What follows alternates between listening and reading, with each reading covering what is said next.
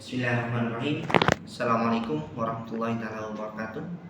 Perkenalkan, nama saya Ahmad Dandi Maulana dengan NIM 201110163. Jurusan Hukum Keluarga Islam, Fakultas Syariah UIN Sultan Maulana Hasanuddin Banten.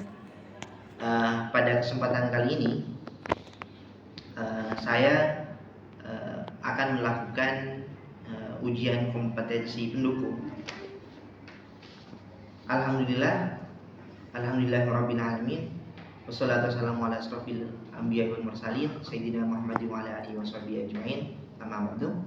Yang terhormat Bapak Hafizul Ahdi selaku dosen penguji ujian komprehensif pada ujian kompetensi pendukung ini, yang mana pada kali ini pembahasan kita adalah tentang BKI, bimbingan konseling Islam. Baiklah, untuk lebih menyingkatnya waktu, kita langsung saja pada apa sih itu konseling Islam, bimbingan konseling. Kita mulai dari konseling, dari pengertian konseling. Konseling itu adalah hubungan antara seorang konselor yang terlatih dengan seorang klien yang bertujuan untuk membantu klien memahami ruang hidupnya.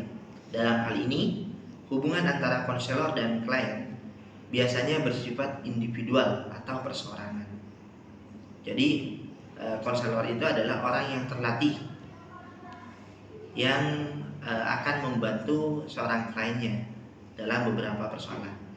Kemudian kalau menurut KBBI, konseling adalah pemberian bimbingan oleh yang ahli kepada seseorang dengan menggunakan metode psikologis dan sebagainya.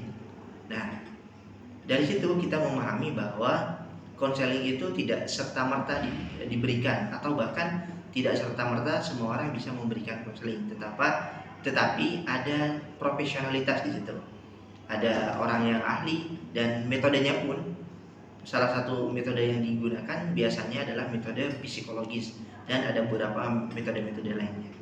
Kemudian konseling juga diartikan sebagai pemberian bantuan oleh konselor kepada konseli sedemikian rupa sehingga pemahaman terhadap kemampuan diri sendiri meningkat dalam memecahkan berbagai masalah.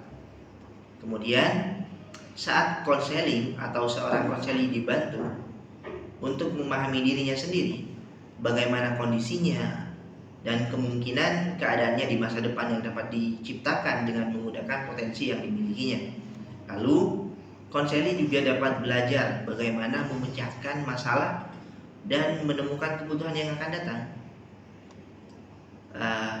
Mengutip buku dasar konseling oleh Dr. Andes Abu Bakar M. Ludin, di dunia pendidikan, konseling sangat dibutuhkan bagi perkembangan mental serta kecerdasan emosional siswa yang berpengaruh terhadap proses belajar di sekolah.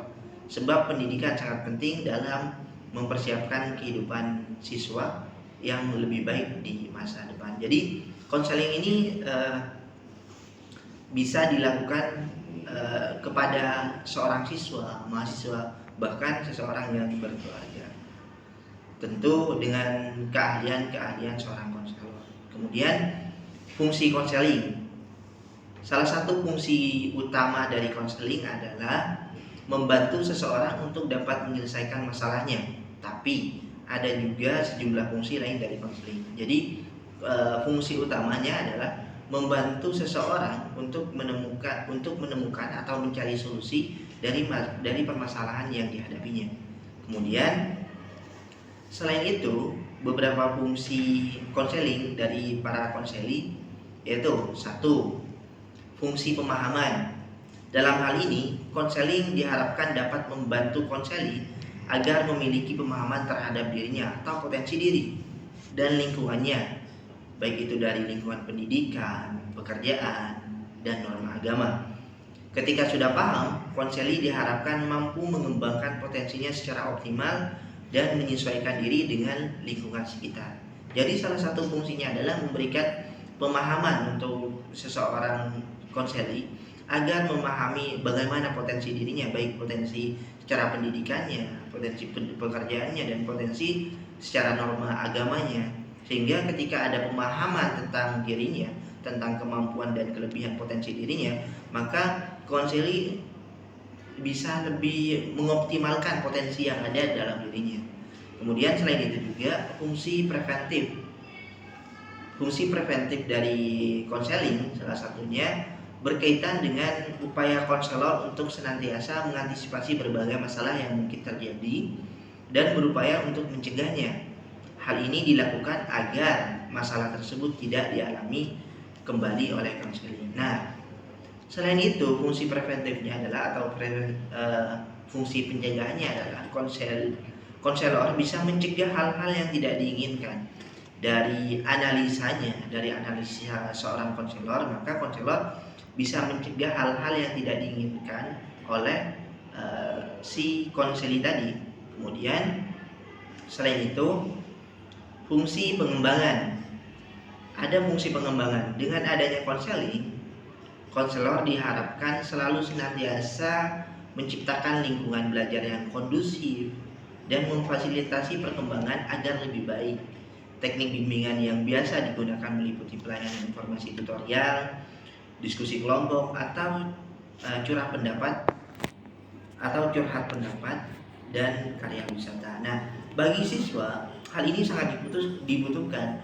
Bagaimana seorang guru bisa membimbing agar selain menjadi guru, dia bisa juga menjadi konselor atau pembimbing bagi para siswanya. Kemudian selain itu, fungsi penyembuhan. Fungsi ini berkaitan dengan upaya pemberian bantuan kepada konseli yang telah mengalami sejumlah masalah, baik menyangkut aspek pribadi, sosial, belajar, maupun karir dan kehidupan lainnya. Jadi di fungsi penyembuhan ini, seorang konselor juga bisa membantu konseli tadi untuk perbaikan, untuk penyembuhan, baik dari penyembuhan pribadinya atau bahkan sosial atau bahkan cara belajarnya maupun hal-hal lainnya. Kemudian selain itu juga ada fungsi penyesuaian. Dengan adanya konseling diharapkan dapat membantu konseli agar bisa menyesuaikan diri dengan lingkungan di sekitarnya secara dinamis dan konstruktif. Jadi di fungsi penyesuaian ini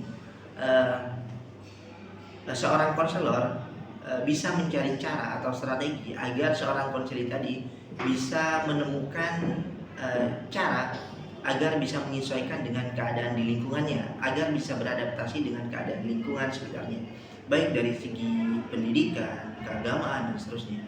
Kemudian selain itu juga ada fungsi perbaikan. Fungsi konseling ini membantu konseli agar dapat memperbaiki kekeliruan dalam berpikir, berperasaan, dan bertindak. Konselor akan melakukan intervensi atau perbaikan perlakuan terhadap konseli agar memiliki pola pikir yang sehat, rasional, dan memiliki perasaan yang tepat. Selain itu juga fungsi fasilitas. Konseling diharapkan mampu memberikan kemudahan kepada konseli dalam mencapai pertumbuhan dan perkembangan yang optimal, selaras, serasi, dan seimbang dalam seluruh aspek diri konseli. Kemudian selain itu fungsi pemeliharaan. Fungsi pemeliharaan yaitu membantu konseli agar dapat menjaga diri dan mempertahankan situasi kondusif yang telah tercipta dalam dirinya. Fungsi ini juga memfasilitasi konseli supaya terhindar dari kondisi yang menyebabkan penurunan produktivitas sehari-hari. Kemudian ada beberapa tahapan konseling. Jadi konseling tidak serta-merta langsung diberikan, tetapi ada beberapa tahapan-tahapan yang perlu dilalui. Secara umum, proses konseling terbagi menjadi 3 tahap, yakni tahap awal, inti, dan akhir. Di tahap awal dimulai sejak klien menemui konselor untuk mendapatkan konseling. Setelah bercerita dan menjelaskan apa yang terjadi, konselor mulai tahu masalah yang dihadapi oleh klien. Kemudian di tahap ini juga ada sejumlah hal yang perlu dilakukan, yakni salah satunya sebagai berikut. Satu, membangun hubungan konseling yang melibatkan klien. Kemudian jadi ada konselor, juga ada konseling. Jadi dua hal itu, konselor dan klien atau konseling itu harus membangun hubungan yang baik agar si konselor tersebut bisa mengetahui apa saja yang perlu diperbaiki dan dibenahi dan mencari solusi dari beberapa hal, dari beberapa permasalahan yang terjadi. Kemudian selain itu memperjelas dan mendefinisikan masalah yang dihadapi klien. Jadi konselor juga memperjelas apa yang sedang dihadapi atau apa yang sedang menjadi persoalan atau masalah yang disebabkan oleh klien tersebut. Kemudian selain itu menegosiasi besaran kontrak atau bayaran yang jika hal itu berbayar, bayaran yang perlu dilakukan. Kemudian yang kedua, tahap inti. Setelah melalui tahap awal yang berjalan baik, proses konseling selanjutnya memasuki tahap inti atau tahap kerja. Pada tahap ini ada sejumlah hal yang harus dilakukan konselor, yaitu yang salah satunya adalah mengeksplorasi masalah yang dihadapi klien lebih dalam. Jadi masalah-masalah yang diceritakan oleh klien itu dieksplor secara mendalam oleh konselor tadi, sehingga bisa mendapatkan solusi yang terbaik. Kemudian konselor melakukan penilaian kembali bersama klien untuk meninjau kembali permasalahan yang dihadapi. Kemudian menjaga agar hubungan konseling tetap terpelihara dengan baik, seperti konselor membuat klien merasa senang, nyaman saat sesi bincang-bincang atau proses konseling yang berjalan sesuai kontrak. Jadi konseling juga harus bisa mengambil hati kliennya. Konselor harus bisa mengambil hati kliennya sehingga kliennya tersebut bisa merasa nyaman, tenang, dan bisa leluasa bercerita tentang sebuah persoalan yang sedang dihadapinya. Kemudian di tahap akhir, setelah melalui tahap inti, konseling memasuki babak akhir. Ada sejumlah hal yang perlu dilakukan untuk menyelesaikan konseling, yakni diantaranya konselor bersama klien membuat kesimpulan dari hasil konseling. Jadi konselornya membuat kesimpulan atas apa yang telah dimusyawarahkan, dibincangkan tadi atau diceritakan tadi juga oleh si kliennya tersebut. Kemudian selain itu menyusun rencana tindakan yang akan dilakukan berdasarkan kesepakatan yang telah dibangun. Jadi setelah dibahas, diketahui apa masalahnya, terus di tahap selanjutnya maka akan ada rencana tindakan perbaikan apa yang akan dilakukan ke depannya. Kemudian mengevaluasi proses konseling. Jadi walaupun sudah di tahap yang akhir, konselor juga harus perlu mengevaluasi proses konselingnya. Jika dirasa ada yang proses-proses yang kurang tepat atau ketinggalan, mungkin bisa diperbaiki. Kemudian selain itu membuat perjanjian untuk pertemuan berikutnya. Jadi setelah ada tindakan, ketika sudah memasuki tahap akhir, maka akan ada pertemuan kembali untuk membahas beberapa hal yang perlu dibahas. Salah satunya bagaimana tindakan atau perkembangan setelah melakukan konseling. Kemudian di tahap akhir ini juga ditandai dengan sejumlah hal seperti satu.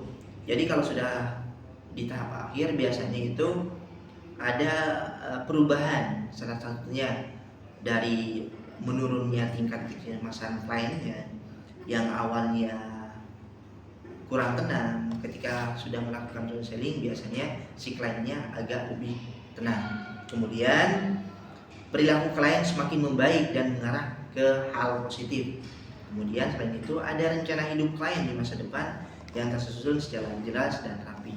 Jadi setelah melakukan konseling dari tahap awal hingga tahap akhir, di tahap akhir itu biasanya si konseling tadi atau klien tadi bisa merasakan lebih tenang, lebih nyaman, dan lebih baik, dan merasa ada banyak hal yang positif. Selain itu juga biasanya si klien itu lebih bisa menyusun rencana hidup klien di masa depan.